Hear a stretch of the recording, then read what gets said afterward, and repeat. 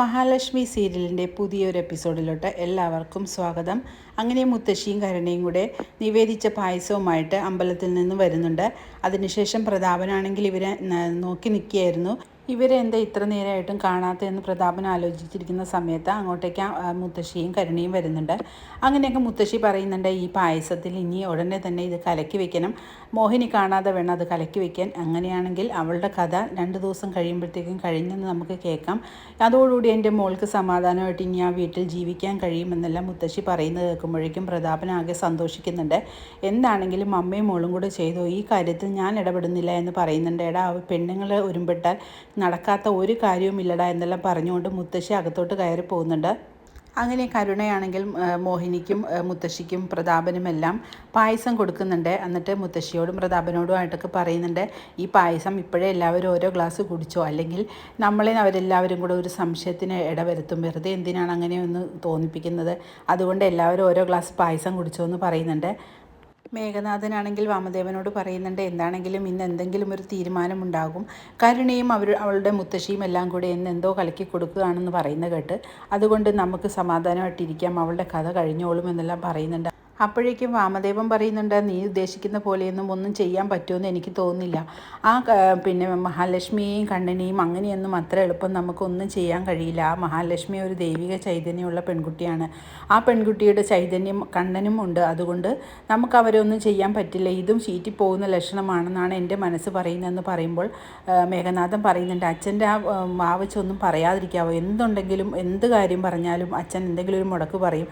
അതുകൊണ്ട് ഒരു കാര്യം നടക്കില്ല. ഇത് ഞാൻ പറഞ്ഞിട്ടൊന്നും അല്ലടാ ഇത് നടക്കാതിരിക്കുന്നത്, ഇത് അങ്ങനെയാണ്, ദൈവങ്ങൾ അവരുടെ കൂടെയാണ് ഉള്ളതെല്ലാം പറയുന്നുണ്ട് വാമദേവൻ. അങ്ങനെ മഹാലക്ഷ്മിയും കണ്ണനും കരുണാലയത്തിലോട്ട് എത്തുന്നുണ്ട്. അപ്പോഴേക്കും മോഹിനി അവരെ സന്തോഷത്തോടു കൂടി തന്നെ ആനയിക്കുന്നുണ്ട്.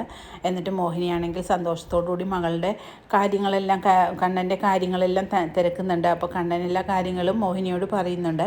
അപ്പോഴേക്കും പ്രതാപൻ പറയുന്നുണ്ട്, എങ്ങനെയുണ്ട് കണ്ണ കാര്യങ്ങളൊക്കെ എന്ന് ചോദിക്കുന്നു. അപ്പോൾ ഒരു മാറ്റവുമില്ല, എനിക്കെല്ലാം പഴയ പോലെയൊക്കെ തന്നെയാണ്, ഒന്നും എനിക്ക് മാറ്റമൊന്നും വന്നിട്ടില്ല എന്ന് പറയുന്നുണ്ട്. അപ്പോഴേക്കും പ്രതാപൻ പറയുന്നുണ്ട്, ഞങ്ങൾ എന്താണെങ്കിലും നിങ്ങളെ ദ്രോഹിക്കുന്ന കാര്യങ്ങളൊക്കെ ഇതോടുകൂടി നിർത്തലാക്കി, ഞങ്ങൾക്കെല്ലാം അതിനുള്ള തിരിച്ചടി കിട്ടിക്കഴിഞ്ഞു, അതുകൊണ്ട് ഇനി അങ്ങനെയൊന്നും ഞങ്ങൾ ചെയ്യാൻ ഉദ്ദേശിക്കുന്നില്ല എന്ന് പറയുന്നുണ്ട്. അപ്പോൾ കണ്ണൻ പറയുന്നുണ്ട്, അതെന്താണ് മുൻകൂർ ജാമ്യം എടുക്കുന്നത്, അപ്പോൾ എന്തോ ഒന്നും ഉണ്ടല്ലോ എന്ന് കണ്ണൻ പറയുന്നുണ്ട്. എൻ്റെ മോളാണെങ്കിൽ പ്രസവിക്കാറായിരിക്കുകയാണ്, ഇനി അതൊന്നും ഞാൻ ചെയ്യുന്നില്ല, എൻ്റെ മോൾക്ക് എന്തെങ്കിലും സംഭവിക്കും, അതൊക്കെ ഓർത്ത് ഞാൻ അതെല്ലാം നിർത്തിവെച്ചു എന്ന് പ്രതാപൻ പറയുന്നുണ്ട്. അപ്പോഴേക്കും മുത്തശ്ശി പറയുന്നുണ്ട്, എന്താണ് മോഹിനി നോക്കി നിൽക്കുന്നത്, പായസം കൊടുക്കൂ എന്ന് പറയുന്നുണ്ട്. മഹാലക്ഷ്മിയും കണ്ണനും വരുന്നതിന് മുമ്പേ തന്നെ മുത്തശ്ശി പായസത്തിൽ വിഷം ചേർത്ത് വെച്ചിട്ടുണ്ടായിരുന്നു. അതുകൊണ്ട് അവർ വരുമ്പോൾ തന്നെ അത് കൊടുക്കണമെന്ന് തന്നെ വിചാരിച്ചാണ് അങ്ങനെ ചെയ്തത്. അതുകൊണ്ടാണ് മോഹിനിയോട് പായസം എടുത്തു കൊടുക്കാനെല്ലാം നിർബന്ധിക്കുന്നത്.